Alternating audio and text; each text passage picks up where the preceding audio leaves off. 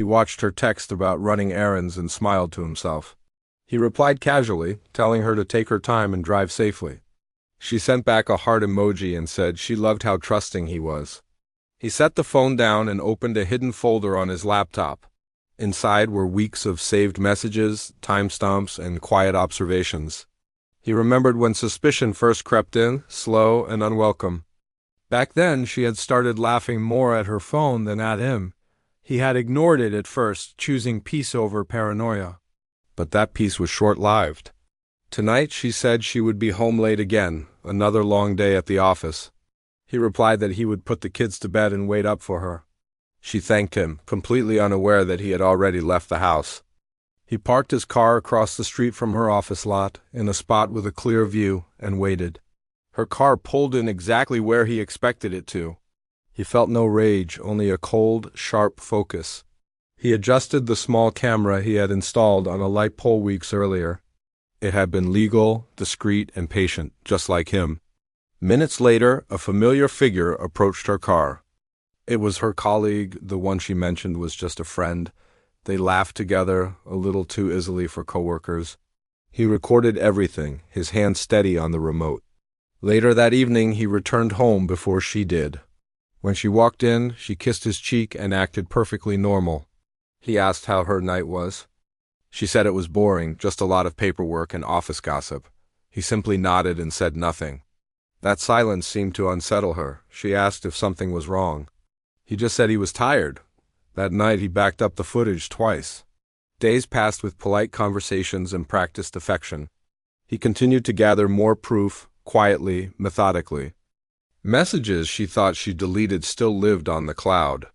Voice notes she had forgotten about told the truth clearly. He never confronted her, never accused her of anything. He just waited. One evening she made a joke about how much she hated court dramas on TV. He smiled and said that the truth always comes out eventually. She laughed, but it sounded uneasy.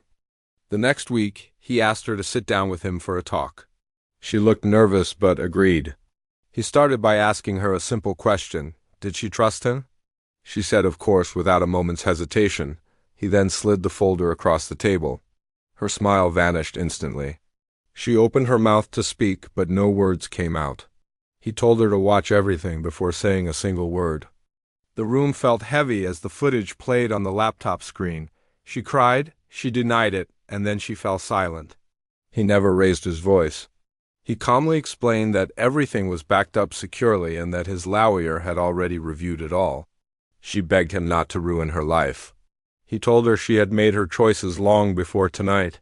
She accused him of spying and manipulation. He replied that preparation wasn't cruelty. She asked what he wanted now. He said, for once, he just wanted honesty. She finally admitted to the affair, blaming loneliness. He replied that loneliness doesn't record itself on camera. She promised to change if he deleted the files. He told her evidence wasn't a bargaining chip. In that moment, she realized she had lost all control. He explained that the divorce would be respectful and clean, but only if she cooperated. She asked about the kids.